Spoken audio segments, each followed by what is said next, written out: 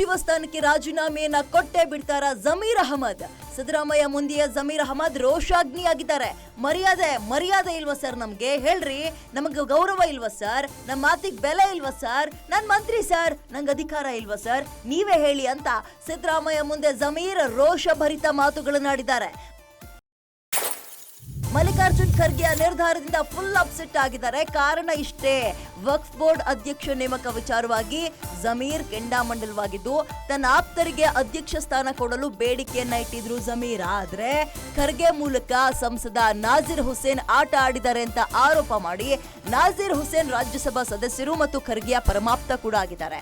ಜೊತೆಗೆ ಎಐಸಿಸಿ ಅಧ್ಯಕ್ಷರೇ ಹಿಂಗ ಮಾಡ್ಬಿಟ್ರೆ ಹೆಂಗೆ ಸಿದ್ದರಾಮಯ್ಯ ಸರ್? ಸಿಎಂ ಸಿದ್ದರಾಮಯ್ಯ ಬಳಿ ಈ ರೀತಿಯಾಗಿ ಜಮೀರ್ ತಮ್ಮ ಅಳಲನ್ನ ತೋಡ್ಕೊಂಡಿದ್ದಾರೆ. ಎಲ್ಲ ಅವರದ್ದೇ ನಿರ್ಧಾರ ಆಗ್ಬಿಟ್ರೆ ನಾನು ಯಾಕಿರ್ಬೇಕು? ನಂಗೇನ್ ಅಧಿಕಾರ ಇದೆ? ಹಂಗಾದ್ರೆ ತಗೊಳ್ಳಿ ನನ್ನ ರಾಜೀನಾಮೆ, ನಂಗೆ ಯಾವ ಸ್ಥಾನವೂ ಬೇಡ ಅಂದ್ರಂತೆ ಜಮೀರ್. ಆಗ ಜಮೀರ್ಗೆ ಮುಖ್ಯಮಂತ್ರಿ ಸಿದ್ದರಾಮಯ್ಯ ಗದರಿದ್ರಂತೆ. ಈಗ ಸುಮ್ನಿರೋ, ಮುಂದೆ ನೋಡೋಣ ಅಂದ್ರಂತೆ ಸಿದ್ದರಾಮಯ್ಯ.